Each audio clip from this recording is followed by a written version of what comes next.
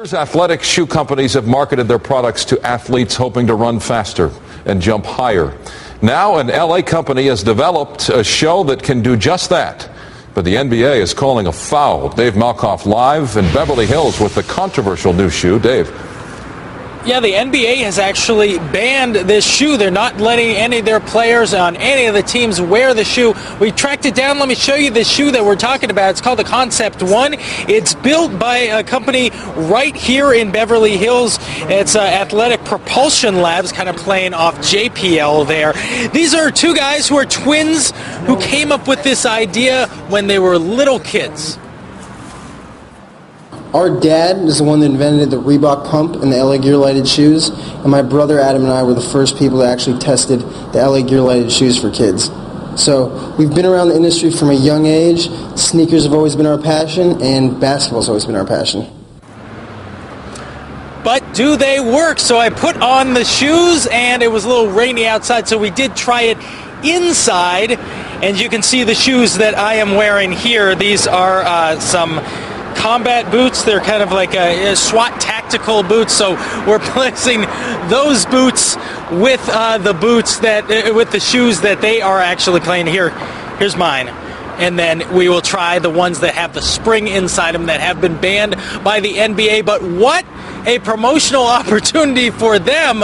It's probably one of those things where, you know, to get banned by the NBA is the best thing that they could think of. We'll have that comparison tonight at 10 right here on KTLA 5. Back to you guys in the studio.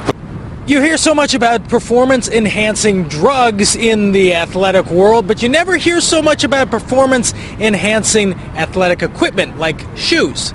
Ripping, spinning, driving, scoring spectacularly. If men were meant to fly, we would have all been born basketball players. With these shoes, we may now have an advantage. These are Concept 1's from Beverly Hills-based Athletic Propulsion Labs. Stojakovic. You know something's up when a shoe is officially banned by the NBA. Players can't wear them.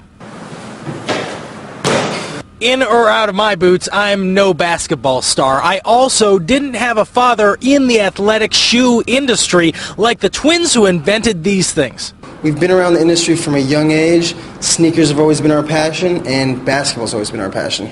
They kind of have little diving boards inside the sole. That's where the spring comes from, and apparently the band as well. So this has got to be a marketing ploy. You paid off the NBA to ban your shoes or something like that? It's not a marketing ploy at all. We tested our shoes in a biomechanics lab with 2 PhDs who specialized in vertical leap. I am in no way specialized in vertical leap, so I ditched the boots and went for the Concept 1's. I want you to try to run and touch the white line right there. Right there. Almost. Yeah, you skipped it. Take a look at it again. I'm not sure it's any different with or without the shoes. But this NBA shoe ban is buzz you can't buy. We were just excited because it's the ultimate validation. Right now, the shoes are only available in 2 spots. One is Times Square, the other is online on their website. But there was so much interest that their website actually crashed today. At Staples Center, downtown LA, I'm Dave Malkoff, KTLA 5 News. It's Chris Ballard, Sports Illustrated. Today we're going to be testing out some shoes called APL that the makers claim will help you jump 3 to 4 inches higher automatically. No training, anything like that. If they do work, there's potential for this to have an impact at the NBA level. So we'll test them out today. First I'm going to use the regular Reeboks that I use, then we'll try on the APLs.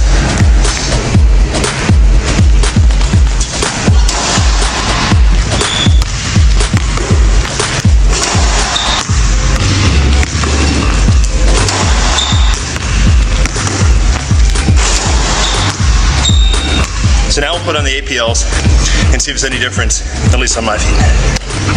These are the APLs, stands for Athletic Propulsion Labs. They have a gizmo here in the front called the load and launch technology, which is essentially a metal spring sandwiched between plastic. The idea is that it channels your energy up through this part of the shoe, and then when you jump off your forefoot, it provides a bit of a rebound effect. They say an average athlete will get about 3.5 inches higher with these. The founders, Adam and Ryan Goldson, told me when you take an elite athlete or a collegiate athlete, someone who's on that level, it can go up as high as 8.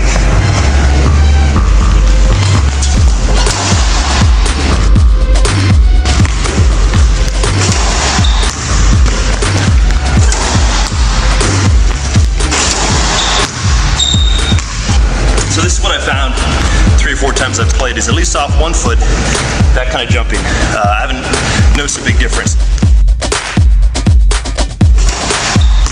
Sometimes I've noticed something jumping off 2 feet though.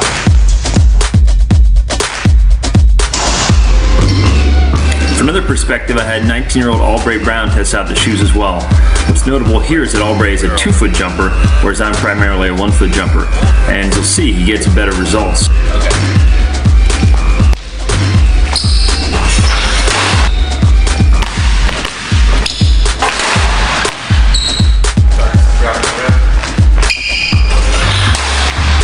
Like that go.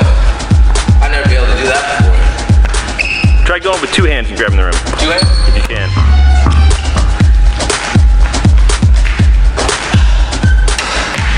Never been able to do that either. First time you ever done that? Yeah.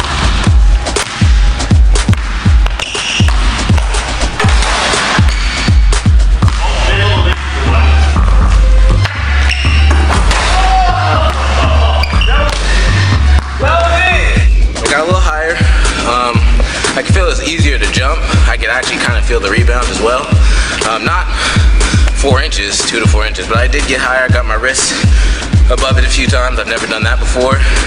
And I almost got a alley-oop, so, I mean, they work somewhat.